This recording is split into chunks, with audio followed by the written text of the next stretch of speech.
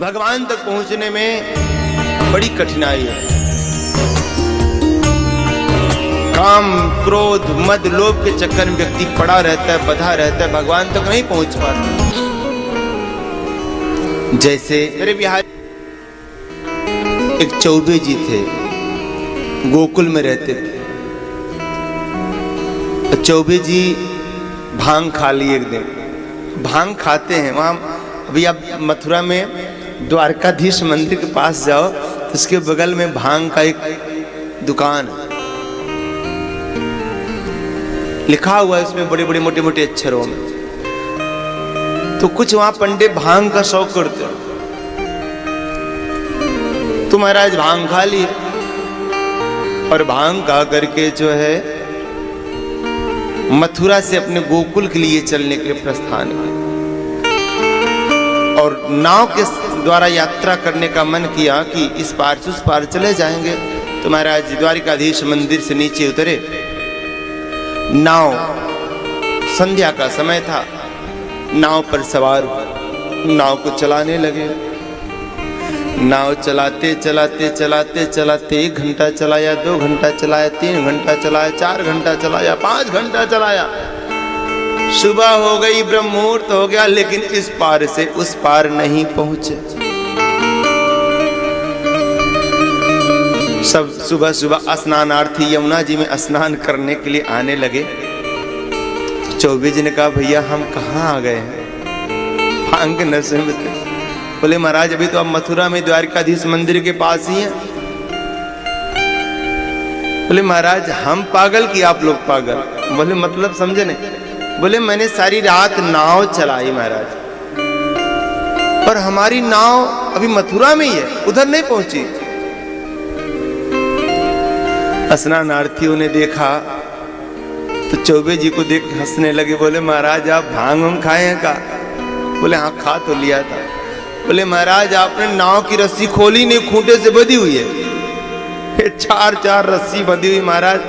अब सारी रात क्या, तुम पूरे साल नाव चलाते तो भी उस पार आ जाते। तो ऐसे ही हमारे जीवन में ये काम, क्रोध, मद, लोभ रूपी रस्सी बंधी हुई है। हम चाहते तो हैं कि भगवान तक पहुंचे, चाहते तो हैं कि भगवान की पावन कथा का आयोजन कराएं, लेकिन तभी वो रस्सी लोभ वाली, अरे बाप रे बाप, भगवान की कथा के आयोजन में इतना पैसा लगेगा, कैसे होगा?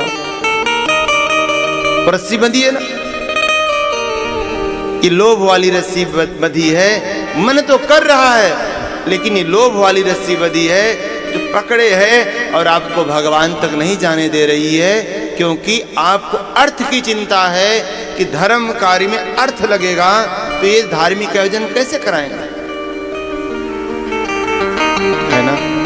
कभी कभी क्रोधी भी व्यक्ति बन जाता है, धर्म कार्य कराने के लिए चलता है और कोई ऐसी बात बोल देता है,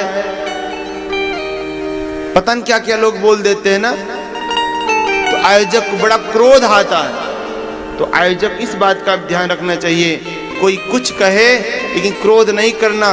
प्यारे, सबसे बड़ा रोग क्या कहेंगे लोग, ये समाज है। कुछ तो लोग कहेंगे, लोगों का है कहना, उनसे उलझो मत, उलझो मत। आप तो पर्सनल कथा करवा रहे हैं महाराज, जहां सामूहिक कथा होती है ना, वहां अक्सर जहां कमेटी में 20 लोग हैं तो 1-2 लोग ऐसे होते हैं जो टांग ही पकड़ खींचते हैं, आगे नहीं जाने देते। तो सबसे बड़ा रोग क्या कहेंगे लोग। अगर आप रास्ते में जा रहे हैं, कुत्ते भौंक रहे हैं आपको देख करके, तो आप उनको डाला लेके मत दौड़ाओ, नहीं तो आप वहीं उलझ जाएंगे, अपने मंजिल तक नहीं पहुंच पाएंगे। तो क्या करें? बोले अगर आपका सामर्थ्य हो तो 2 रुपये का पार्ले जी बिस्कुट लो और उनकी तरफ डाल दो, खाते रहे, अपना आगे बढ़ जाओ, उनसे उलझो ही ना। तीसरा, मद रूपी रस्सी बंधे हैं। मद क्या, कभी कभी आयोजक को अभिमान हो जाता है कि मैंने इतना भव्य कार्यक्रम कराया। नहीं प्यारे, अपना कुछ नहीं है, जो कुछ करवा रहे हैं भगवान जी करवा रहे हैं, हम कौन होते हैं करने वाले प्यारे? हमारा क्या है? हमारा शरीर भी अपना नहीं है, कुछ भी नहीं है प्यारे। हम कुछ नहीं करवा सकते, जो करवा रहा है भगवान ही करवा रहे हैं।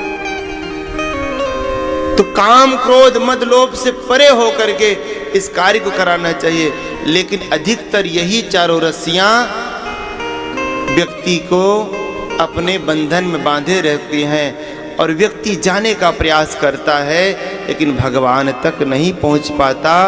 इन्हीं काम क्रोध मद लोभ रूपी रस्सी में अटक जाता है। प्यारे